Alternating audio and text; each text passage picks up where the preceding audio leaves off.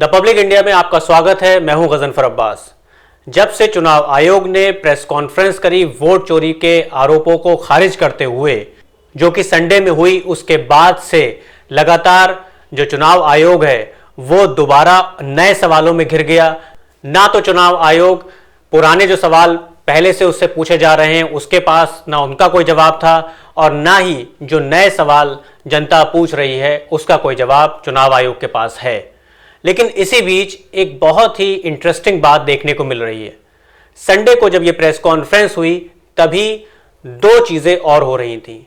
दिल्ली में मोदी साहब की तरफ से एक रोड शो हुआ, एक्सप्रेसवे का उद्घाटन हुआ दिल्ली एनसीआर में, जिसको बीजेपी की आईटी सेल ने बहुत बड़ा शो बताया और एक बहुत बड़े कार्यक्रम के तौर पर सोशल मीडिया पर पेश किया गया।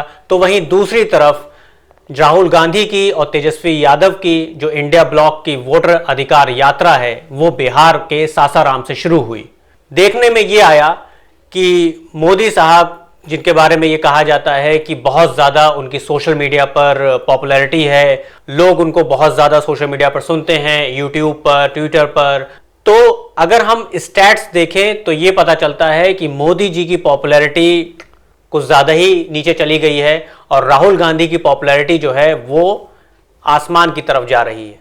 जब से एटम बम वोट चोरी का राहुल गांधी की तरफ से फोड़ा गया उसके बाद से, और ख़ास तौर पे जब संडे को ये यात्रा शुरू हुई बिहार के एसआईआर के खिलाफ वोटर जागरूकता अभियान के तौर पर, तब से ये देखने में आ रहा है कि हमारे जो मोदी जी हैं उनको लोगों ने देखना काफ़ी कम कर दिया है या ना के बराबर कर दिया है, और राहुल गांधी की तरफ लोग ज़्यादा देख रहे हैं, उनको ज़्यादा तवज्जो दे रहे हैं।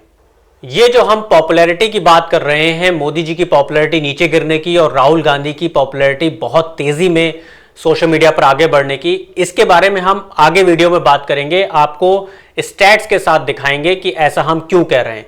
लेकिन उससे पहले आपको बताते चलें कि जब बिहार में वोटर अधिकार यात्रा शुरू हुई तो तेजस्वी यादव और राहुल गांधी की रैली में लोगों का हुजूम देखने वाला था। जब कोई सरकार में होता है, सत्ता में होता है, तो बहुत आसान होता है लोगों की भीड़ जुटाना और लोग वहां पे आते हैं। लेकिन जब विपक्ष में, खास तौर से ऐसे वक्त में जब विपक्ष को हर तरीके से घेरा जाए, जब खुद चुनाव आयोग भी विपक्ष के खिलाफ खड़ा हो जाए, ऐसे में अगर विपक्ष कोई कॉल दे जन आंदोलन की तो उसमें अगर जनमानस जुड़े तो वो एक अलग बात होती है। यहां पर आप खुद देखिए, हम आपको वीडियो दिखा रहे हैं जिससे आपको अंदाजा लगेगा कि दोनों जो शोज हैं, जो रोड शो हुआ मोदी साहब की तरफ से, जो एक्सप्रेसवे का उद्घाटन हुआ, उसमें किस तरह का रिस्पांस था, और दूसरी तरफ किस तरह का हुजूम, किस तरह का जनसैलाब वोटर अधिकार यात्रा में राहुल गांधी की देखने को मिला।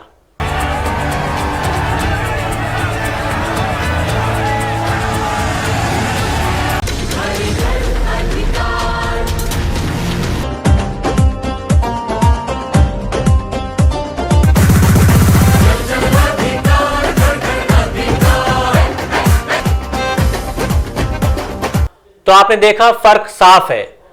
बहुत ही जोरदार भाषण हुए। इलेक्शन कमीशन की हेकड़ी के खिलाफ तेजस्वी यादव और राहुल गांधी ने खुलकर बोला, और इसके साथ साथ बीजेपी जिस तरह की राजनीति कर रही है उसको भी बखूबी काउंटर किया। तेजस्वी यादव ने अपने भाषण में चुनाव आयोग को घेरते हुए और भारतीय जनता पार्टी को घेरते हुए कहा कि बिहार के लोगों को कमजोर नहीं समझना चाहिए, और चुनाव आयोग पर उन्होंने कहा कि ये वोट चोरी नहीं बल्कि खुली खुली डकैती है जो चुनाव आयोग कर रहा है।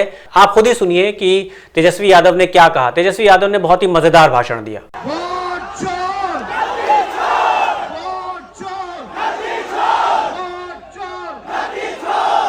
अपनी वोट की रक्षा करनी है कि नहीं करनी है? ये लोग सोचता है कि बिहारी के चूना लगा देंगे। अरे इनको पता नहीं, बिहारी लोग जो है खैनिये में चूना रगड़ देता है,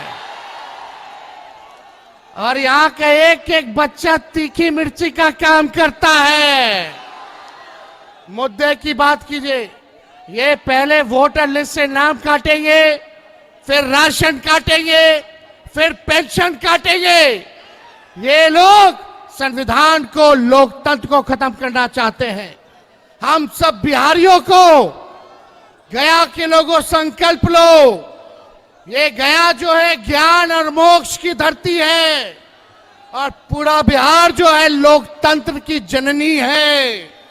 ये भाजपा के लोग और गुजरात के 2 लोग आकर के हमको बताएंगे कि कौन बिहारी वोट देगा कि नहीं देगा। तो आपने देखा कि किस तरीके से तेजस्वी यादव ने कहा कि मोदी जी को इस बार चूना नहीं लगाने देंगे, यानी जो चूना वो लगाते हैं और चुनावी फायदा उठा ले जाते हैं, इस बार ऐसा नहीं हो पाएगा। तेजस्वी यादव के अलावा राहुल गांधी ने चुनाव आयोग के ऊपर कहा कि चुनाव आयोग के पास किसी भी सवाल का सही जवाब नहीं है। प्रेस कॉन्फ्रेंस में यह उम्मीद की जा रही थी कि चुनाव आयोग सवालों के जवाब लेकर आएगा, लेकिन चुनाव आयोग अब नए सवालों के घेरे में घिर गया है। और उसके अलावा उन्होंने कुछ और खुलासे भी किए कि किस तरीके से एक कानून लाकर मोदी सरकार ने चुनाव आयोग को बचा लिया है और आप चाहें भी तो कोई केस चुनाव आयोग के खिलाफ, ज्ञानेश कुमार साहब के खिलाफ नहीं कर सकते। इसलिए बहुत जरूरी है कि जन आंदोलन को बढ़ाया जाए और ये लोकतंत्र की लड़ाई है, ये देश के संविधान को बचाने की लड़ाई है। और उन्होंने खुले तौर पे कहा कि चुनाव आयोग और बीजेपी खुली एक पॉलिटिक्स कर रहे हैं, जिसमें वो वोट चोरी जो हो रही है वो इस तरीके से है कि वोटर्स के नामों को हटाया जाएगा लाखों की तादाद में और कई फेक वोटर्स जोड़े जाएंगे, जिससे बीजेपी को फायदा पहुंचाने की कोशिश होगी। आप खुद सुनिए। SIR मतलब बिहार की जनता से उनका वोट चोरी करने का तरीका।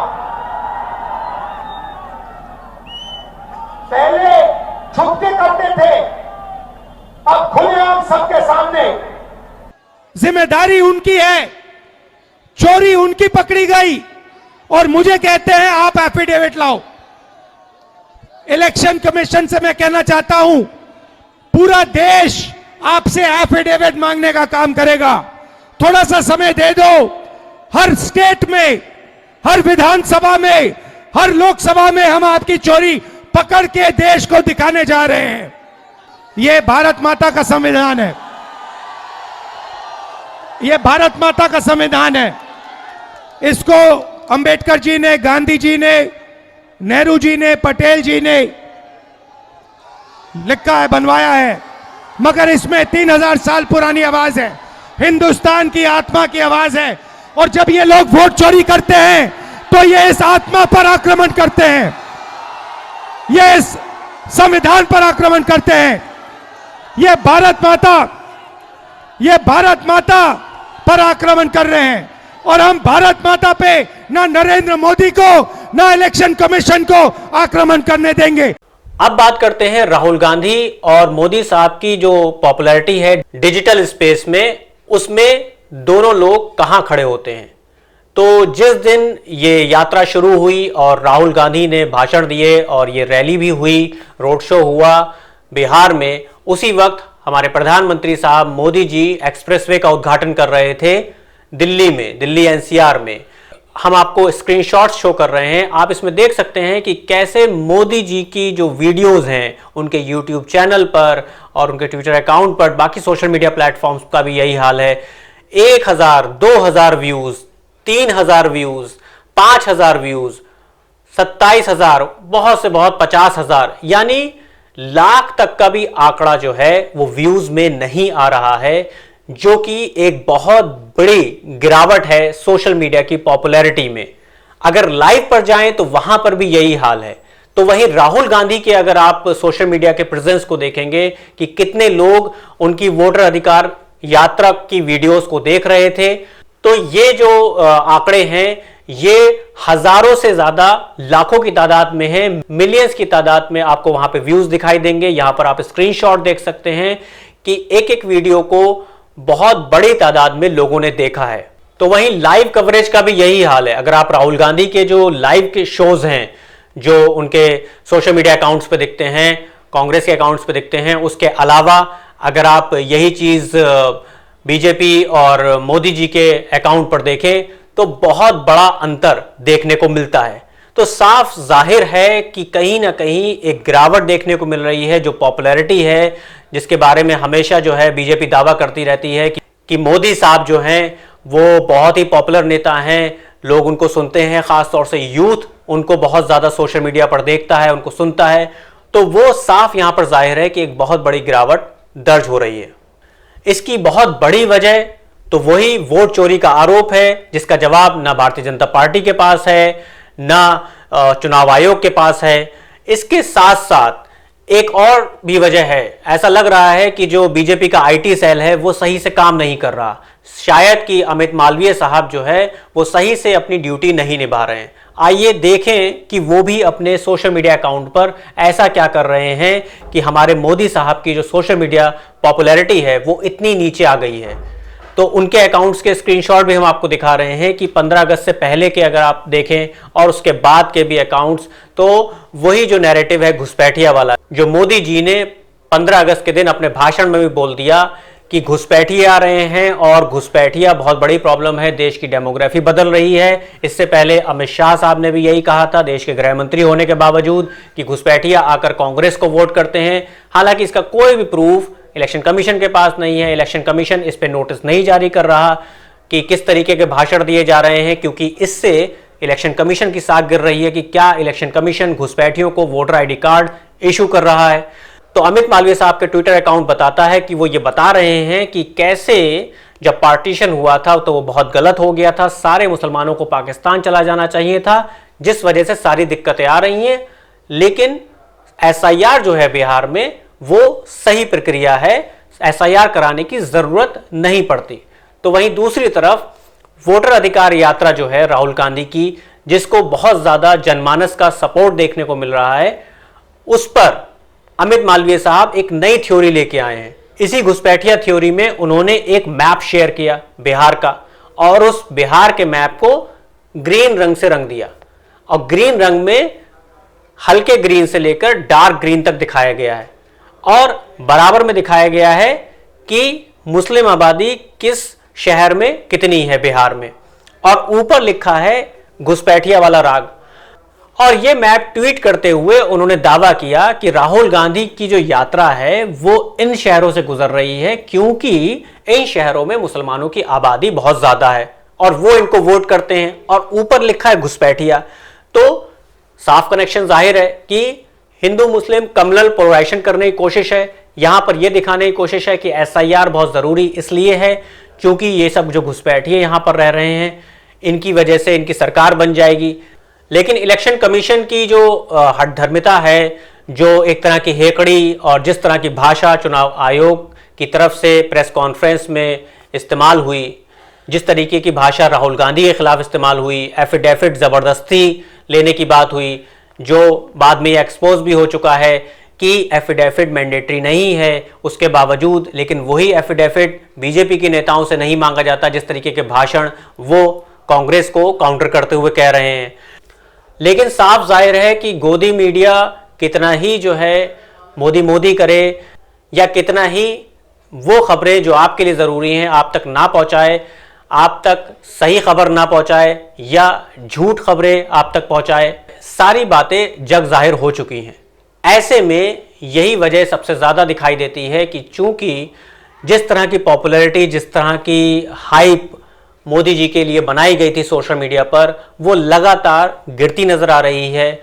और बिहार में अगर देखें तो तेजस्वी यादव और राहुल गांधी, इन दोनों की जोड़ी बहुत मजबूत जोड़ी के तौर पे उभर रही है, और इसका असर कहीं ना कहीं बिहार के इलेक्शन में दिखाई देगा। तो नेशनल लेवल पर राहुल गांधी की एक अपोजिशन के मजबूत लीडर के तौर पर जो इमेज है, जो पॉपुलैरिटी है, वो लगातार बढ़ती चली जा रही है। अब देखना यह होगा कि चुनाव आने तक बिहार में किस तरह की तस्वीर बदलती है। क्या ये वोटर अधिकार रैली एक बहुत बड़े जनमानस आंदोलन में तब्दील होती है, जिसका असर पूरे देश पर पड़ने की उम्मीद है। आज के शो में इतना ही। बहुत जल्द एक नए मुद्दे के साथ हाजिर होंगे। शुक्रिया, धन्यवाद।